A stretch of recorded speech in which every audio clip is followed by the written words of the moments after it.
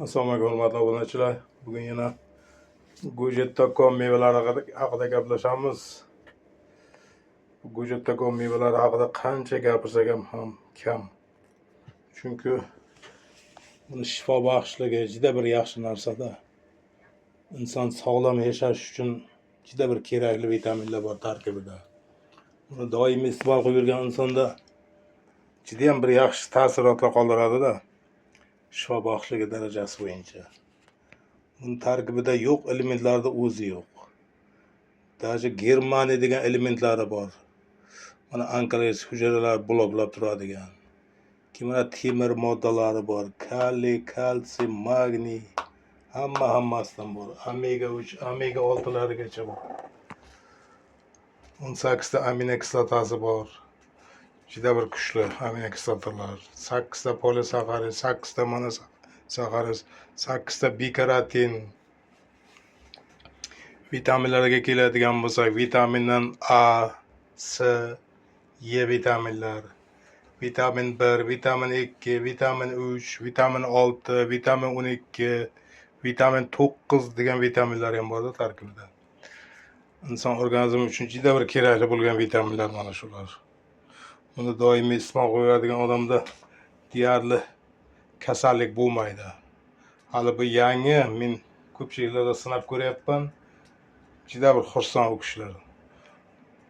Ular ham doimiy iste'mol qilinmayapti. Hali bu ekkanlari ko'paysa, keyin doimiy iste'mol qilib boshlaydi. Hozircha mendan sotib olib iste'mol qilishyapti. Ito yaxshi deyapti-da. Endi men boshimdan sinab ko'rganman. Men qo'ri maqtaganim bilan hech kim ishonmaydi. Shu bana tashqaridan iste'mol qilib yurganlarni eshitib o'rsam odamni bir zavqlantiradi-da, motivatsiya berib, yana ham bir kengaytirib, yana ham bir xalq uchun bir qayta ishlab, bir xalqqa bir tan narxini arzonlashtirib yetkazib berishlarga qiziqib qolaman.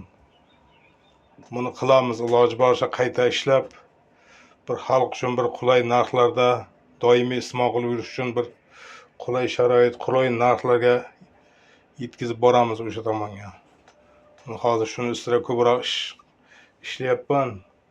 Qanday qilsak xalqqa yengilroq bo'ladi, har bir xonadonga kirib boradi. Kimda imkoni bo'ladigan bo'lsa, 2 ta 3 ta ko'chatlardan eka olishyapti. O'sha uchun qiziqingizlar.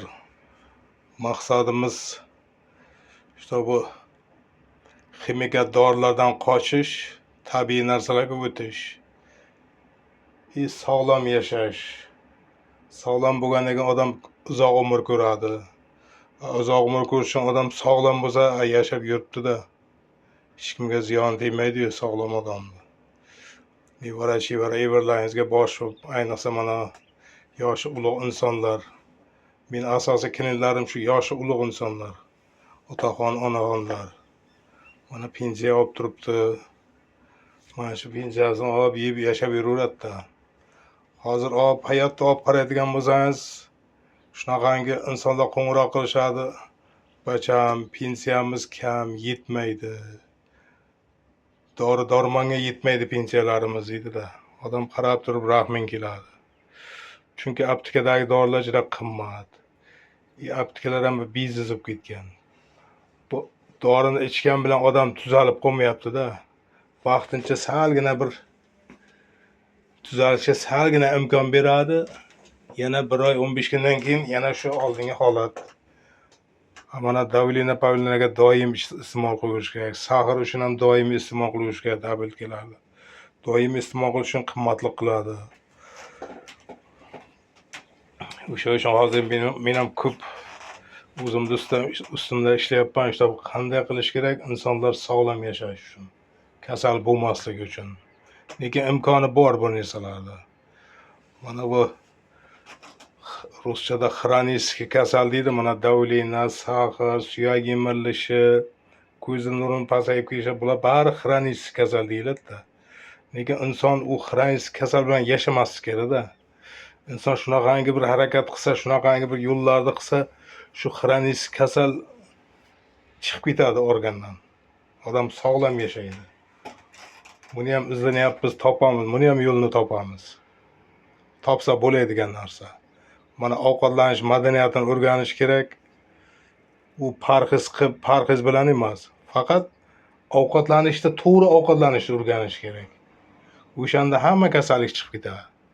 Mana qo'shimchasiga mana giyohlardan iste'mol qilish kerak. Чтобы tana sog'lom yashash uchun, sog'lom bo'lish uchun. Mana shu go'jetda mevalarni iste'mol qilgan odamda juda ham bir yaxshi taassurotlar bo'ladi-da. Odam sog'lom yashash uchun juda bir kerakli narsalar tarkibida bor. Bu go'jetda mevalarni doimiy iste'mol qilish uchun ko'p insonlarda imkoniyat bor-da, agorodi bor. Agorodi bormi, oilasi kattami, обязательно bir 2 dona ko'chatdan ekib olish kerak. 2 dona ko'chatini ekib olgandan keyin doimiy iste'mol qilish uchun imkoniyat bo'ladi. 2 tani 4 ta qiladi, 4 tadan 10 ta qiladi. Shunda doimiy iste'mol qilaversa bo'ladi. O'sha uchun aytyapman, ras ekdingizlarmi, ras iste'mol qilyapsizlarmi, qo'ng'iroq qilingizlar. Chunki bu sohaga men juda bir yaxshi tushunaman, lekin iste'mol qiladigan kishilar bari ham unda yaxshi tushunadi deb ayta olmayman. Aka, mana meditsinada buni tushunadigan insonni o'zi yo'q O'zbekistonda. O'sha uchun qo'ng'iroq qilingizlar, so'rangizlar, qanday qilishim kerak, qanday qilsam sag'irim pasayadi. Nimalarga e'tibor qilishim kerak buni ichgandan keyin. Qisqasi savol berishga-da, men izlanaman, o'sha savolga javob topyapman. Bundan keyingilarga ham topaman. Buni doim iste'mol qilsa hech bir surunkali kasal bo'lmaydi-da insonda. Mana surunkali kasallar qaydan kelib qolyapti? Mana asosan ichakdan kelib qolyapti. Ichakda tiqilish bormi, ichakda zaharlanish bormi? U ichgan dorilaringiz bari vaqtincha. Ma'lum bir vaqtdan keyin yana shu saqir ko'tarilib boshlaydi dorini tugatgandan keyin. Masalan, oq dog'larda ham ko'pi bilan gaplashyapman. Bu O'zbekistonda tanada oq dog'lar ham ko'p ekan. Lekin hammasi ham meditsina tomonidan lichina olib ko'rgan. Lekin ayrimlar aytayaptiki, lichinani olyapman, yaxshi deydi. Tuzalyapti, yaxshi rang kiryapti. Keyin bir ma'lum bir vaqtdan o'tib oldin 30% bo'lgan bo'lsa deydi, 50% ga ko'payib ketyapti deydi. O'sha uchun qo'ng'iroqlashingizlar, so'rangizlar, yo'l yo'riqlarni aytib tushuntirib birgalikda tuzalsa bo'ladi. Agar chini bilan mana go'jetda mevalari bilan o'sha oq dog'larni yo'q qiladigan bo'lsangiz, sizni qaytib uchiramaydi. Chunki men aytayapman, doimiy iste'mol qilib yurish kerak. Sizda ikkita daraxti bo'lgandan keyin doimiy iste'mol qilib yurishni imkoni bo'ladi. U doimiy iste'mol qilsangiz nafaqat oq dog'lardan, mana davlinangiz bormi, saqiringiz bormi, suyak yemilishi, yurak yetishmovchiligi, jigaringizda kamchilik bormi, hammasidan qutulasiz, hammasidan. Buni ikkita ko'chati bo'lgandan keyin oilaviy iste'mol qilasiz, oilaviy sog'lom bo'lib yashaysiz. Mana iste'mol qiladiganlar shunaqangi bir duo qilib qolishadi telefonlarda. Odam bir zavqlanib ketadi bu gaplarni eshitib. Endi to'g'ri, men qip-qizil mashina bo'lganimda men ham biladim qanday sotib qochib ketishdi. Hozir odamlar ko'pi ishonmay qo'ydi hech kimga. Chunki mana firmalar sotyapti. Barisi mashinalik.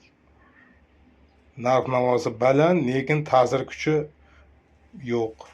Bir klient bo'ldingizmi, doim iste'mol qilish kerak. Doim sotib olib iste'mol qilishga hech kimda qurbi kelishmaydi-da.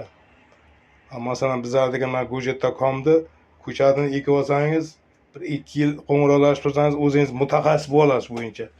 Sizga keyin o'zingizga bepul benesa xizmat qilyotadi o'sha ko'chatlar. O'sha uchun yaxshi o'rganib olish kerak. Avvalam qiziqish kerak bu narsaga, ekishga. Mana kommentariyada odamni ahmoq deb yozishadi. Yo'q, gap u ahmoq qilishda emas, u kommentariyga men ham e'tibor qilmay qo'ydim. Lekin baribir qiziqish kerak. Qiziqishi bor inson ko'p narsaga erishadi. Qiziqishi bo'lmay loyiqatli qildimi, o'zini sog'ligini ham tiklay olmaydi. Har kimni gapini gapirib, har kimga gapiga quloq solib, o'zini sog'ligini yo'qotib, bor pulini aptekaga ishlatib yotadi. O'sha uchun qiziqingizlar. Shu biza so'rangizlar, doim qo'ng'iroq qilingizlar. Maslahatlar hammasini qilsa bo'ladi. Hamma ishni qilsa bo'ladi. Hamma har qanday sog'lik tiklasa bo'ladi. Har qanday kasallikdan qutulsa bo'ladi. Bu narsa O'zbekistonda yangilikda hali ko'p odam tushunmaydi. O'sha uchun maslahatlashib, so'rab, o'rganib olingizlar. Kelajakda sizlar ham kelsa yetishtirib, sizlar ham o'zlaringiz davolab ketaverasizlar kliniklarda. U uchun anchagina yaxshi bilimga ega bo'lish kerak. Noto'g'ri diagnoz qo'yib, noto'g'ri davolab mana qo'yayotgandan ko'ra yaxshi o'rganib olish kerak. Axir mendan o'rganib kimgadir foydangiz tegib ketsa, kimnidir bir kasaldan xalos qilib bersangiz, qanchadan qancha duo eshitasizlar. Yaxshida birovga yordamingiz tegsa. Bu mevachani yetishtirib birovga yordamingiz tegsa juda ham yaxshi bo'ladi, lekin ziyoningiz tegmaydi bu mevachani yetishtiradigan bo'lsangiz. Chunki bu ximikat emas. Bu iste'mol qilib boshladingizmi foydasi tegadi. Ayrimlar qo'ng'iroq qilyapti. Men ichyapman, davillam ko'tarilyapti deydi. Yo'q, uni davillarni boshqa tomondan izlab ko'rish kerak. Bu narsa gujittakon mevasi davildan ko'tarish xususiyati yo'q unda. Bu faqat ishda suraveradi. Ishda surgani ham yaxshi, lekin doimiy ish surilsa u ham bo'lmaydi. Bir yarim ishda surib turgani ham yaxshi. O'sha uchun qo'ng'iroqlashingizlar. Shunday bo'ldimi, bir nima nojo'ya sezilyaptimi, qo'ng'iroq so'rangizlar. Men ichib boshladim, mana bunaqa bo'ldi. Shuni yo'l-yo'riqlarni yana ham o'rgataman, yana ham chuqurroq kirib boramiz shu narsaga. Bu qanday qilsak yaxshi effekt beradi. Qanday qilsak odamga sog'lig'iga yaxshi bo'ladi. Masalan, bir kishidan ko'ra ikki kishining fikri yaxshi-da. Mana siz unchalik mutaxassis emas. Men masalan sizga tushuntirib aytaman. Nimalar qilishdi? Buni ichib boshladingizmi, nimalarga e'tibor qilishdi? Shunda hammasi yaxshi bo'ladi. Bu gujittakon mevalari mana Yevropalarda, Rossiyalarda juda bir yaxshi sinovdan o'tgan. Qancha mutaxassislar bu haqida yozgan. Men ham aslida shulardan olaman ma'lumotlarni.